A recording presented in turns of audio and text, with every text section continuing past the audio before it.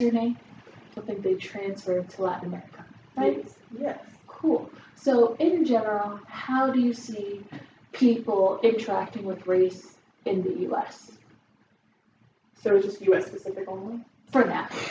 So the U.S. I see kind of as a very unique situation that has a lot more historical and systemic context than other places. And it's also a lot different than a lot of other places. But what really can be challenging is when Americans like to impose their systemic struggles and like historical context on other countries with different historical context, systemic troubles and problems. Where are you from? Like, where's your family from? Cuba. What is the understanding of race in Cuba? Still hella problematic. But it's more like a goal to whiten everyone. So there's not necessarily a separation, more like a watering down. Mm-hmm. So it really creates different dynamics than it does here in the U.S. Colorism is a lot more of a problem in that your color can drastically change how you're viewed in society. It's not really like the one drop rules we say here. You're not like one or the other. It's your color. Mm-hmm. And there also tends to be different dynamics that play with different racial groups than in the U.S. In the U.S., it tends to be the whole white Americans and enslaved Black peoples, and then erased indigenous peoples.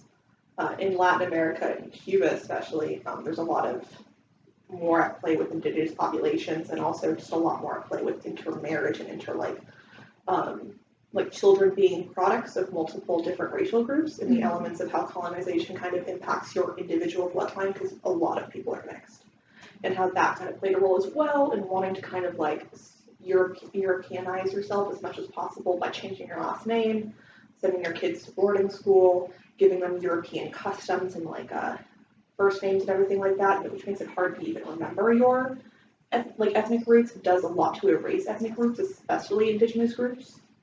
So you see a lot of indigenous groups taking on Spanish last names, or like sending their children to like do cotillions, or just trying to straighten their hair, make them seem less indigenous and more European. So it's a lot more of an individual, like a racial identity, more so than systemic oppression. For sure. How do people react to race in Latin America? If that makes sense. Like, what is the experience of people coming from Latin America to the United States and seeing these two very different understandings of like race and racial oppression? So in Cuba, especially, because I can't speak on anywhere else, there's a prioritization of nationality over race. It's like, if you go to Cuba and say, oh, you're Black, it's like, no, I'm Cuban. Mm-hmm. And there is colorism as well, but it's not because you're Black, it's because you're dark-skinned. Because a lighter person who is Black would not be considered dark-skinned and would have more privileges color-wise. So the kind of, it's less so categories, more so a spectrum is kind of how would be a better way to describe it. So someone who is darker skinned is still Cuban, is treated that way, and there's nothing specifically dividing them systemically, especially since the Cuban Revolution, that erased a lot of the racial inequalities at the time. It's still there, but the systemic level, it's really not anymore. So like, if someone is dark skinned, like the whole thing is like, go like this to kind of indicate it, but they're still Cuban, so it's not like you can't be friends with them because they're this, or you can't go sit with them because they're this. It's, oh wow, they're pretty dark. Yeah. So I'm curious. You're saying that there's a lot of like racial tensions within Cuba, and we already know about how like immigrants who move to the United States have an increased layer of oppression. So I don't know. I guess my question is, do you have any thoughts about how ethnicity and race get layered when like Afro-Latinos move to the United States and things of that nature? Like how this kind of relates to that identity and how we see it? So on like a secondary generation level, a lot of like, I mean, this is general, it's not Cuban specifically. When you are like an Afro-Latinx individual, you tend to have your ethnicity erased. It's like a choosing one or the other kind of thing, because it's also an idea that you can't be both like Latinx and Black too. That's another issue with the whole separating the categories a bit. It's like there are overlaps in every category. Your identity as someone who is Latino or an immigrant or anything like that is not pushed aside by your race. There's not a priority system. It's a both kind of thing.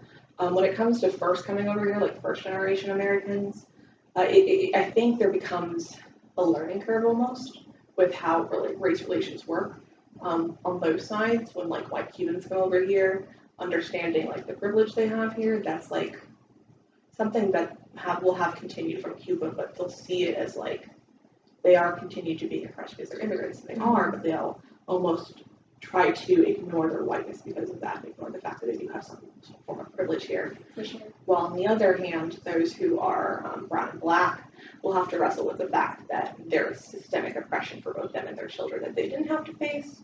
A lot of family members and a lot of friends I know, their parents didn't like understand the police relationship with Americans here, so that becomes something that they can't tell their children about. And I know that's like a huge issue with American families who are of color, like telling their children about police relations and how to like get out of those things. Immigrant parents don't really do that because they don't really know. So there becomes like lots of translation issues of like immigrants being pulled over and it's just like situations escalating very fast, and like that's one of the bigger things. And like being in areas where they don't have access to the best schools, and what are they going to do for their children? And like I didn't know the U.S. was like that. I wish I never left. Way that we understand it's really different in the two different regions. Exactly. It's because a lot of what I see as well is someone claiming that there is only the racial identities that exist here. Like if you're white, you're white. But that ignores the historical context of a lot of Latin American bloodlines. There are a lot of people who are largely indigenous, but because their ethnicity is very European, that indigenous culture and indigenous identity is then erased and taken from them. Because the U.S. also likes to say that you cannot be indigenous if you do not have tribal affiliation. Almost no one in Latin America has tribal affiliation. That's not a thing, but most people have indigenous bloodline. That's right. What is the history that like led to these differences in how race is structured in the two different regions? So it really kind of went back to how the enslaved populations were viewed and also how indigenous populations were viewed in the puritanical, like British kind of colonies. There was an aim to separate and destroy, but never taint bloodline. So that was really the main goal of British colonies and French colonies too, to a certain extent. But Spanish colonies, they took on the aim of destroying and shortening numbers by assimilating and watering down the bloodline to make them more European.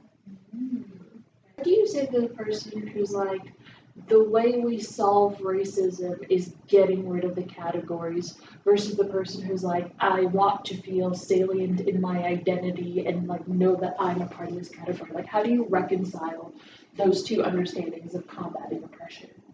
Yeah, so either one is not good 100% because you can't put people in boxes all the time. Like, that's just not how it works. But at the same time, as seen in Cuba especially, you can't just erase race as an issue because it will always exist as an issue.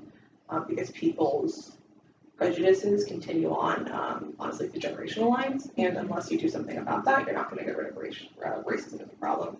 So it becomes an issue of, I'd say, addressing it, knowing it's there, allowing fluidity and movement across racial boundaries, but not allowing that to stop us from having the hard conversations of which groups are more impacted by different things.